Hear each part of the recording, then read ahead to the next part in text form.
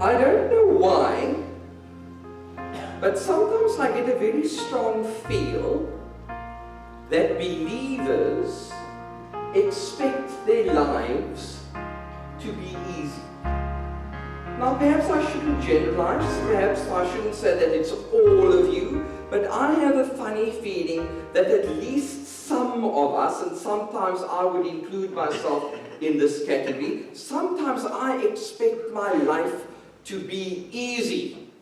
Because long ago I did after all say yes to Jesus. And maybe my childhood minister or my Sunday school teacher should be held responsible for this sort of belief. And maybe you are dealing with the same thought in your mind as well. Perhaps when you signed on long ago that you would follow Jesus, that you are committing your life to Him, that you are giving your heart to Him without ever needing to turn back, that your life would be smooth sailing, that everything would be lekker from the word go. I suppose there are also some preachers that need to be blamed for this, because we do make it sound from the front here that serving God is all great and glorious. I don't want for 1 minute to have you get me wrong. I'm not saying that it isn't great and glorious, but it looks like some of us are expecting a life which is problemless, carefree, and without suffering. If that is the case, you need to seriously have your mind read, because from what I see on record, it looks like particularly those who serve the Lord sometimes get a hard deal. Today I want to talk again about the issue of trusting God. And I want to highlight the difference on what it means to trust when things are wonderful in your life. And then I want to particularly focus on trusting when things are not so wonderful in your life. For according to my humble opinion, there's a very definite difference. Anybody can trust when they've got enough money in the bank, and when their health is fine, and when their children are okay. When you feel happy and things are going your way and it looks like your prayers are being answered, then of course it is easy to trust God and to quote scriptures left, right and center. And I want to highlight some of the favorite ones today. Some of the passages that we throw around when our trust is in a good place would be passages like Proverbs 3 verse 5. Trust in the Lord with all your heart and lean not on your own understanding. When things are well in your life, it's easy to quote that verse and it's easy to make it your own. It's a different ball game altogether when things are not going your way, where your prayer life is frustrated and it feels like God is not going to make a way for you as He said He would. Another favorite verse that we really like to use in church circles is Jeremiah 29 verse 11, where the prophet back in the day told God's devastated people that God apparently knew the plans He had for them. Plans for a bright future. Plans to make them prosper and not to harm them. When one is in a place of success and joy, when things are good in your life, anybody can use those words flippantly. For in those moments, it is indeed easy to trust. Let's jump to the New Testament. Paul's words in Philippians 4 verse 4 are also some of our favorites, aren't they? Where the apostle says, rejoice in the Lord always, and as if that is not enough, he reiterates, rejoice in the Lord always, and again, I want to emphasize this, rejoice. We too easily and too conveniently forget that those words were written in a rotten Roman dungeon. It's one of the prison letters, Philippians is. I sometimes look at people here in these narrow pews in front of me, and when I know a little bit of the story of your life, and I know that everything's nah, and I know that you've been a success in your career, and I know that your life happens to be in a brilliant place, and I see you sing some of these triumphant hymns, praise the Lord, let the people rejoice. Praise the Lord, let the earth hear his voice. You see, when you have everything you need, and perhaps even everything you want, it's easy to exclaim those words, and even to take the risk of raising your hand in a united church. It's different when people come to me writhing in pain. When people come to me not sure where their next plate of food would be coming from. It's different when people come to me coming to share the bad news their doctor had in store for them, and then quoting those verses. Because although the meaning of that verses doesn't change, one does get a different taste to them when it's from somebody sitting on the couch behind you in your office, sobbing their little eyes out. I want to talk today about trusting in troublesome times. For something feels wrong about this whole issue. If we say that we only trust when things are good, I'm not even sure if we can call that trust in the first place. Anybody can trust God if there's a song on their lips and a hope in their hearts. I want to know from you today, are you able to trust God even a little bit when illness has had your number?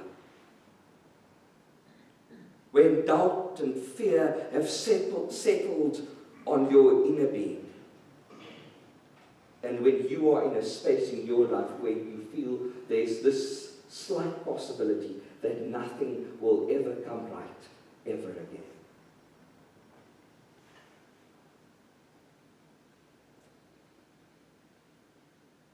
I want to tell you today that you need to, and that you can trust God even when your life falls apart. For according to me, that is where trust begins. When you cannot see the road ahead of you. And I want to make it clear to you today that if there's something that I want for your journey with Jesus, it would be this. That even when your circumstances are most unfavorable, that you would hold on to his word no matter what, and that you will try your best to trust him, and that you will not allow what you see to make you forget what God said.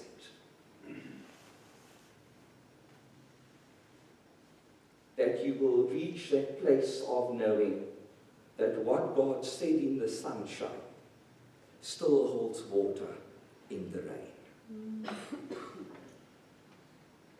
You need to know that no matter what crisis hits your life, that God remains utterly trustworthy.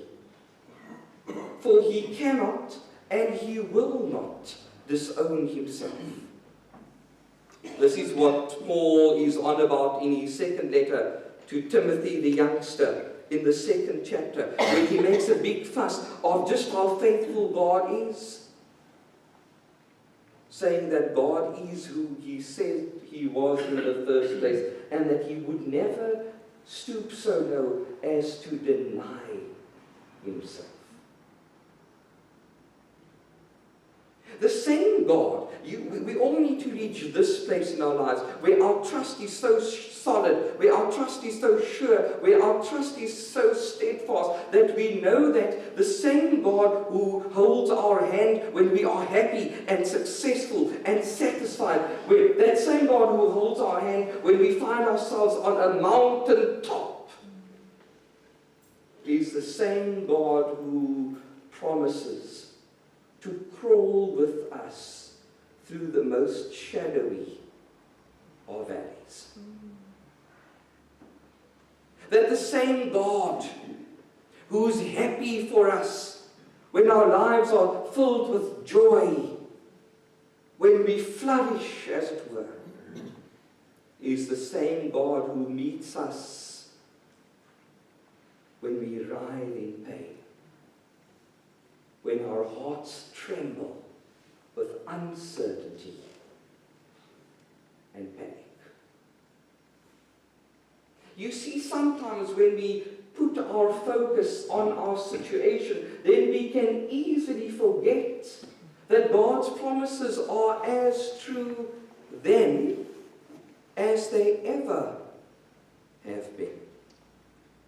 We too easily fall into that horrible trap of letting what we see make us forget what God said. Sometimes when we feel sad, when we succumb to loneliness, when we allow our concerns and our worries to get the better of us, then our minds and our hearts play games with us, isn't it? We have the haunting whisper coming here from behind saying, God doesn't remember you. God doesn't have a plan for your life. That's just an urban legend. When that voice comes to scare you in the middle of the night, I want you to tell yourself that that is a blatant lie. For nothing can be further from the truth. On your worst day, He is there just as He is on your best day. Through the years, God's people have battled with this to make sense of how God's promises could possibly still be valid in times of crisis and devastation. The first example I could find was that of Jeremiah. Jeremiah didn't only give us the book of Jeremiah, he also penned the Lamentations.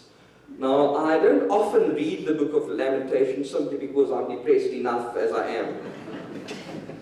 But it's there, so every now and then I dare to open it. And the title of the book says it all. He has gone down in history as the weeping prophet, for he was always in a state of sadness, melancholy, disheartenment, and wanting to give up altogether. He's known as the weeping prophet, for he was always the bearer of bad news, telling God's people that they need to watch out, otherwise things wouldn't work out for them so favorably. When I read the prophet Jeremiah, it becomes very clear to me exactly why he was always in such a bad mood. He reminds me a lot of Eeyore in Winnie the Pooh, but perhaps that's a wrong connection to make in church. I'm just saying so that you can get the picture clear, okay?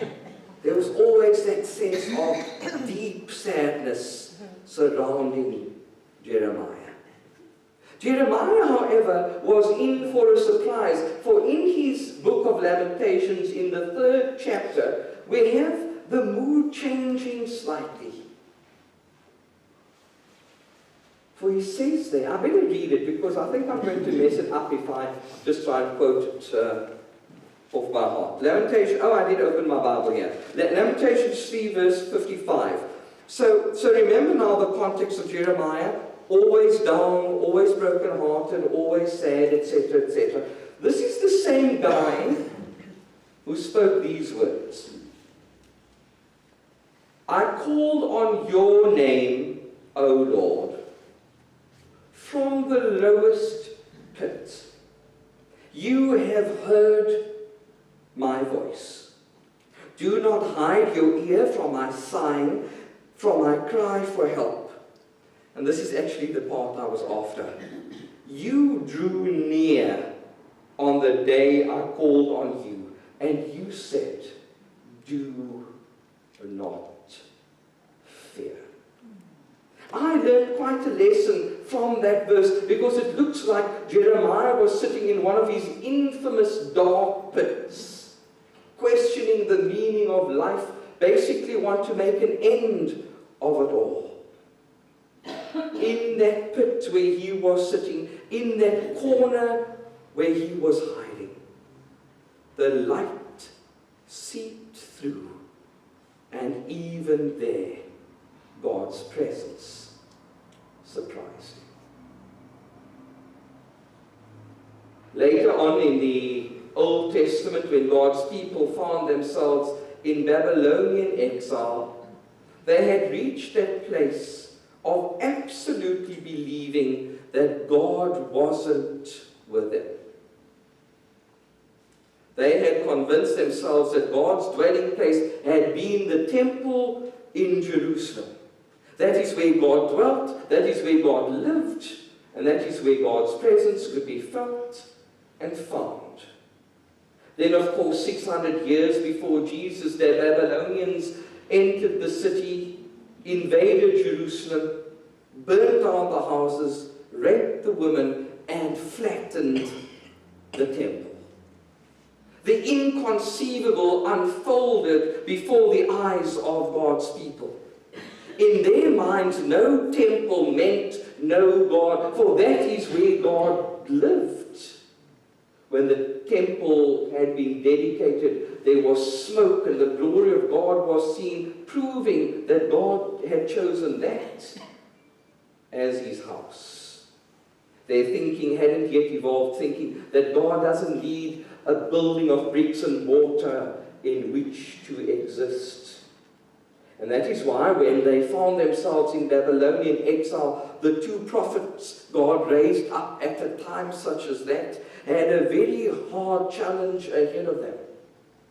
For both Ezekiel and Isaiah had to spend a lot of time, a lot of energy, and a lot of effort trying to persuade God's people that even in exile, he would be with them.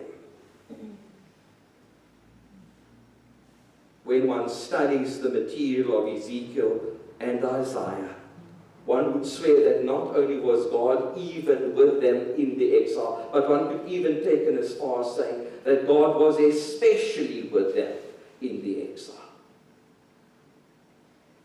As part of the legacy of the exile, we have Psalm 137, where we have these heavy words that just drip with regret and God's people feeling shattered. For Psalm 137 tells us, by the rivers of Babylon we sat and wept as we remembered Zion. Don't look so fretful, I'm not about to sing the song. I was never a great Boney M fan. But you know the concept of that song, the theme it represents. God's people sitting at the rivers of Babylon, the Tigris and the Euphrates, absolutely devastated beyond any description. They were sitting there weeping, thinking that God had deserted them. And of course, the Old Testament law forbade a table existing in Babylon, for it could only be erected on Mount Zion in the city of Jerusalem. If they had built a temple in Babylon, perhaps then they would have said to themselves, God is with us, for now he has a house to live in. But the temple wasn't allowed on the banks of the rivers of Babylon. So there they sat, absolutely, totally and utterly convinced that God was not with them. And so God sent 2 powerful prophets, having tapped them on the shoulder. Hey, my boykie, Isaiah, I want you to go to my people. There, you can see them sitting, weeping at the rivers. Go and find my people and tell them that I am with them still. And that even on their worst day, they can trust me. I am still who I said I was in the first place, and my promises remain unshakable and infallible. When we read in Isaiah chapter 41, where God says through the prophet, do not be dismayed, I am your God. Don't look anxiously around you, for I am with you. That was the prophet trying to win the people over, to get them to a place of faith which would inform them that God was with them yet.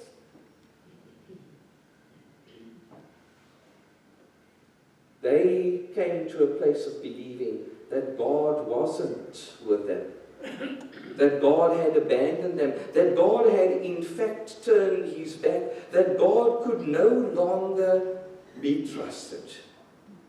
Meanwhile, God sent Isaiah to them to say to them that nothing could be further from the truth. That they must never fall into that trap of letting what they see make them forget what God said. The prophet Isaiah's book builds up to quite a climax in chapter 43, where God says to his people through Isaiah, I have called you by name, and you are mine. You are precious in my sight. I will give other nations up for your sake. And then God said, even when you go through the fire, I will be with you. Even when you go through troubled waters, I will be right by your side. The Israelites had to shift what was happening in their minds, because that was exactly at the time where they thought that God was not with them, and that God couldn't ever be trusted. He had let them down once and for all, and it was what it was. The prophet Isaiah bent over backwards to say to God's people that even at their time of crisis, even at the time when the wheels were coming off, that God could still be trusted for a breakthrough. That God could still be trusted for the opening of doors. That God could still be trusted for fighting their cause on their behalf. And that God could still be trusted to make a way for them, even there where a way seemed very, very impossible. So this whole thing of trusting God is a major thread that runs through chapters 40 to 55 of the book of Isaiah. Those chapters, because those are the chapters that were preached during the exile. In Isaiah 40, we read that those who trust in the Lord will renew their strength. They will rise up with wings like eagles. They will run and not grow weary. They will walk and not be faint. In Isaiah 30, it is written, blessed is the man who trusts in the Almighty, and happy is he who finds refuge in him. I can see that I'm losing you with this Isaiah stuff. Let's jump to a psalm. Do you know Psalm 46? Eh? Psalm 46. God is our refuge and strength and ever-present help in time of trouble. Okay, so you know verse 1. Anybody want to take a guess what verse 2 says? Verse 2 says, even if the mountains fall into the sea, we will not fear, for God is with us. And it looks like that second verse is directly connected to the first verse. Why would we not fear? Why would we not feel paranoid? Why would we not let our circumstances drag us down? For God is our strength and our refuge, an ever-present help in times of trouble. Imagine what that psalm would have meant to us if it had read, God is a very present help in times of happiness and success. God is a very present help in time of health, when your health is good. That psalm wouldn't have had the same profound meaning to us as God's people if it had read differently. But there's something about the psalmist which suggests this very confidently, that in times when we feel shattered, in times when our lives are tested and tried, in times when our lives are tempted and troubled, it is then when God is an ever-present help. There are times when we go through stuff, when we face troubles, where our trust goes for a bit of a wobbly, where either our heart or our mind or both tell us that God's promises can't possibly, after all these years, still be true. That God can't still possibly be as caring as He was in Bible times. When your heart or mind comes with those foolish ideas, tell it that you beg to differ. For you are committed to trusting this God who has always been there for you, through heck and high water. Even when the wheels come off, that's what you are planning to do. With no questions asked and with no strings attached. It would be unwise for any of us to expect a perfect life, for things to always go well for us. For in this fallen world there are no guarantees. What is guaranteed, however, is the unwaveringness of the promises of a faithful God who will bend over backwards to live up to what He told you. He's telling me to tell you today that He's about to put your life back together again. I don't know that in my heart. I know that with my heart. There's a difference. Amen.